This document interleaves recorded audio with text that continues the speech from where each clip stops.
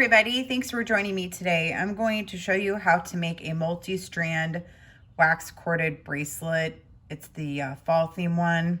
It'll be a fun project, not expensive to create, and it's fairly easy. Okay, so I do have a tutorial on my YouTube channel on how to knot with this knotting tool. If you want to check it out, that is one way to make malas or how to knot cording. Another tool that you can use when you're knotting something is a pair of tweezers to help you tie up the knot, or you can just use your hands, which is what I do. So I've pre-cut some waxed cording. You want 3 strands for this project, and I cut 4 feet. You want to have extra cording available.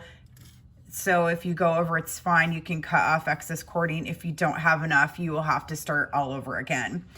I'm using a waxed cording here. It's called waxed thread. Also, I think it's 1.5 millimeter. You can also use a 3-ply Irish linen as well, or a Brazilian cording works as well. You just want to make sure it's thin enough so your beads can fit through the width of the thread. So to start with, I've cut 3 loose strands, and I'm going to gather them at the end so they match here. And I'm going to take a 9 millimeter jump ring, and I'm going to tie these together and form one large knot on the cording here. And you want to pull it really tight. And the knot we're going to do is I'm going to take all the strands together, loop them through the center of the hole here, and I'm going to use my tools and pull all the strands out and then form one knot together at the base of the jump ring. And you want to pull your knot nice and tight as well as your threads. That way it doesn't become loose at all. Okay, so the next step is I'm going to grab a ceramic bead, and I'm using Ceramic Beads by Gaia. She's amazing. She's online. She has her own website. She has a few beads on Lima beads. And we're going to pull this down to the end. And if you use a ceramic bead too, sometimes it's kind of nice if they're slightly larger because they can cover up the knot. And for this guy, I'm going to go, because I'm done with this now, trim these off a little bit. Like this. Get those out of the way. And slide the ceramic bead to the end. And if it's a large enough bead, sometimes you can just tuck all of the threads in and hide it under the bead. And if not, just get as many in there as you can. Just helps it kind of look a little bit more finished, and just pull everything as tight as you can through there. So I'm going to go ahead and tie a knot with all 3 cords together after this bead, and I'm going to add a second ceramic bead and tie another knot. And see, I'm just using my thumbs for this one. And grab the second ceramic bead, and I'm just using some kind of tan fall-like colors for the theme of this bracelet. So I'm picking ceramic beads that match. And tying a second knot. And you want to make sure all the cords are pulled nice and tight too. That way you don't have any bunching in between them on the knot. If you have to, you can individually pull each cord. That way they're nice and tight. And drop your next ceramic bead and tie another knot. So how I tie a knot with all cords is I take all 3, go around my finger, go through the center of the strands, and I hold everything in place with my left hand because I don't want them getting away from me and all over the place pull. And I'm pulling this side tight with my loop, and I'm just going to kind of, with these hands, hold it in place at the base of the bead while I'm pulling and in between my fingers. This kind of keeps it, and then while I'm doing it, I'm pressing down with my thumb and finger. This will keep the knot where I want it to go, which is right underneath the bead. That way it doesn't get away from me or get loose or, you know, tie way down here. We want it right up under the bead. So while you're working, you can pull in with your fingers and your thumb and push up, you know, whatever you feel comfortable doing, but this will help move the knot and will keep it in place under the bead. And then while I'm pulling this cording to tighten the knot, I'm holding it in place with my thumb and forefinger. So I'm holding it in place and I'm tugging on this to hold it in place. And then my knot is nice and tight. So the next thing we're going to do is we're going to add beads. So for texture on this bracelet, I'm using different beads on each strand. And on one strand, I'm using a 6mm red Creek Jasper rondelle. And so I'm adding one bead and I'm taking my thread and I'm tying a knot in between each bead. And again, I'm pulling this thread tight while I'm holding it in place with my thumb and finger. And as I'm also pulling this down, I'm going to move it into place with my thumb like this. And I will be pressing it up against the base of the bead and also using my thumb and finger to kind of tighten it up while I'm pulling on the thread under the bead. This might take a few times of practice to get it down. I've been doing this for a while, but once you get it, it's just making sure that before you pull this to tighten the knot, it's in the position you want it to be in. So again, I use my thumb and my finger to move the knot at the base of the bead and then pull this at the same time, and then the knot will be tight right under the bead. And another tool is some people will use tweezers. So they'll form a knot, they'll pull it in tight, and then they'll use the tweezers to pull it in the knot instead of their thumb and finger and pull it tight like this. So you can also use the tweezers as a tip. And then you just keep going until you've reached desired length. So you want to leave an extra inch at the end for your clasp. And as you go, you might want to stop every once in a while, just kind of hold it up to your wrist to make sure it's the right length. So I'm going to work on this strand. It'll take a few minutes and I'll be right back. Okay, I thought I should do one more close-up. So I have the bead here. I'm going to go around like this, pull my cording through, slide this down, pull with my thumb, and then I have a nice knot at the end. So I finished stringing the one with the rondelles, and I'm finished with this one, and I'm going to move on to the next strand. And for this one, I'm using 8mm faceted red Creek Jasper, and I'm gonna mix it in with some agate stones and a couple pieces of citron, just so you can mix in different fall type colors. So they're gonna be like a soft yellow or a brown or a cream color, and that way all of the tones kind of match together, but it's also a mixture of beads. And I'm gonna be mixing in some olive type green colors from the red Creek Jasper as well. So I start with my 8mm up just below the ceramic and next to the rondelles, and you're gonna do another knot again, and I'm just gonna loop around my finger and pull this tight. Now, if you did wanna use the tweezer technique, how you do that is you kind of pull tight on your thread or cording with the tweezer at the same time and push down, and you have your knot at the base of your stone. And that's a nice tight knot at the base. Now, if your cording is a little thin, you just want to do it again over the previous knot to thicken it. That way the stone does not fall back off the cording and it stays put. So how you do a double knot is I have my first knot, I have a loop over the knot again, and I'm going to pull tight, but I don't want it to fall down and go next to it. So you have two knots. You want them on top of each other. So while I'm pulling this tight, I want to make sure, using my thumb here, it stays over the top of the previous knot and doesn't go next to it. So I'm going to pull down here. And sometimes your stone wants to cover it up. You just have to make sure as you're pulling it that the knot is in the right spot, and then pull it nice and tight when it is. And then you have a larger double knot. And so that way this bead won't come off the single knot. And as you're stacking your beads, they'll tuck in over the top of each other and kind of hide the knot a little bit, so it doesn't look like you have big pieces of cording knotted.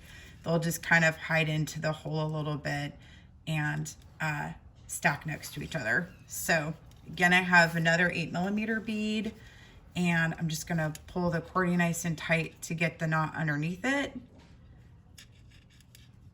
And continue going around and around. I'm getting my stones from Lima Beads as well as the cording.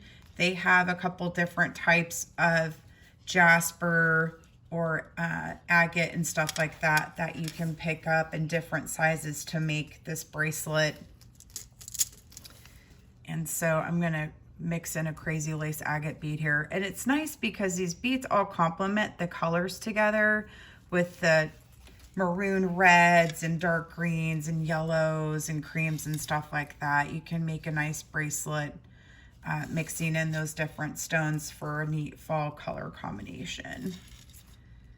And for me, if I'm doing some double knots, it's just probably better to stay with double knots the entire string. That way it looks uniformity, like it matches all the way down. If you're starting with it, it's better to just do it the entire strand so it matches and it looks like it's supposed to be done that way. Okay, so I'm going to continue with this strand and wrap this up, and then I'll be right back. And again, just doing 2 knots between each stone, and I'll be right back. So I finished my second strand, and as you're working with your beads, you want to make sure that each strand is the same length. And so now I'm going to go ahead and start my third strand, and for this one I'm using a 6mm round bead. I'm sticking with the same color scheme, but I'm using a 6mm so that way it fits comfortably in between the 2 sizes of the other beads, which are the rondelle and the 8mm. That way it has a nice balanced texture to it with the different size beads, but it's also not just overly chunky.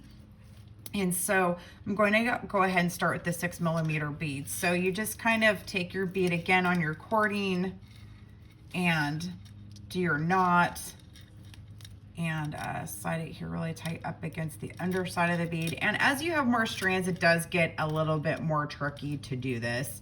You just kind of push the other strands out of the way while you're tying knots on the last one. My hands are kind of like, no, I'm not gonna let you tie a knot. Okay, here we go. So I'm gonna finish this strand and I'll be right back. Another tip is, if you feel comfortable, is you can let the rest of the bracelet hang below you and just pull your knot, and it will knot right under your stone. That way they're not kind of in your hand's way, and then you can just do it in the air as you're going. Okay, so I finished stringing all 3 strands of the bracelet. They're all about the same length, and so now we're going to tie it off with our clasp. So I'm going to grab another 9mm jump ring. And for starters, I'm going to grab all 3 together and have them at the same length for this knot, like so. I'm going to take my hands, I'm going to do 1 large knot with them all together because I want them to stay in a grouping the same length, and just pull this nice and tight. That way you have the bunch kind of all tied together at the end. And next I'm going to go ahead and put it through the other jump ring. And this will be how I attach the clasp. So I'm just going to do another knot, all 3 cords together, and pull it tight as I can and up right next to the knot and the other gemstones. And this one you have to sometimes kind of pull it back and forth to work everything through so it's nice and tight right next to each other. And how I tie this off is I'm going to go around this way. I'm going to go around the other knot and through my loop here, bring the strands and pull it tight, and this is going to be like my finishing knot. There you go. And then I'm going to take my strands and split them in half and just tie a regular knot like that. That way it's nice and tight. It's not going to come loose, and all the knots will hold each other together. And then you can keep these strands long if you want to add dangles to it, or you can cut them straight and just use the jump ring to attach dangles. I think it's fun to use the cording So I'm going to use one strand for some check glass seed beads and just do like a fun little tail. I think these are 6/0s check glass stripe beads, and just put them on there.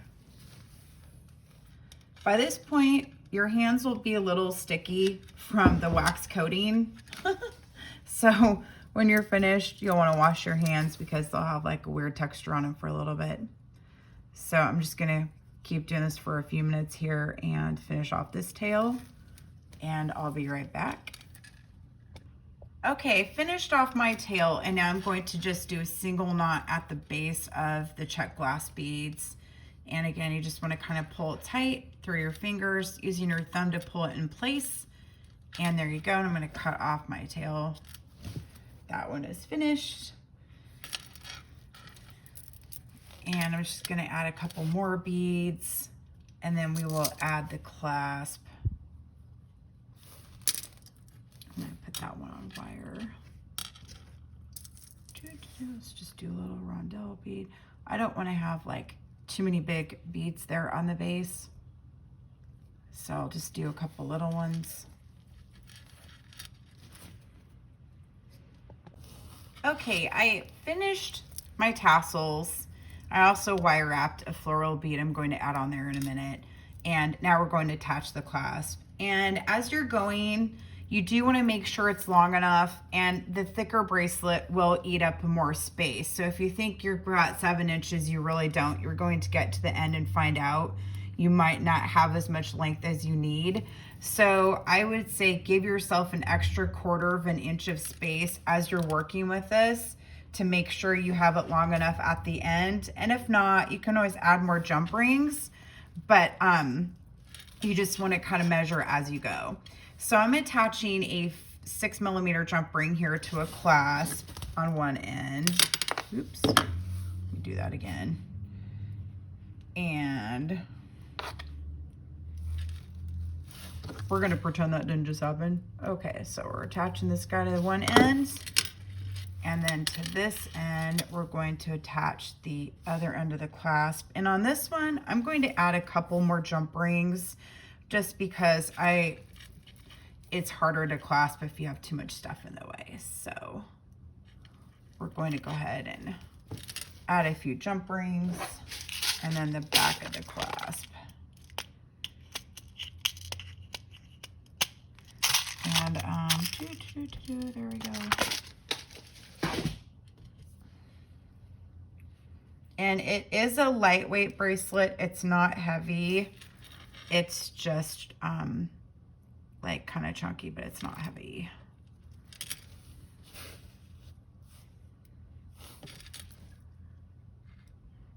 And one more, and then our toggle clasp. And I'm going to add one more here for my flower.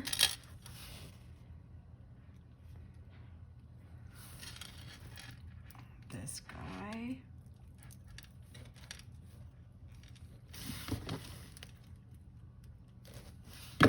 And then you are finished. Yay! And you've made a beautiful multi-strand knotted bracelet.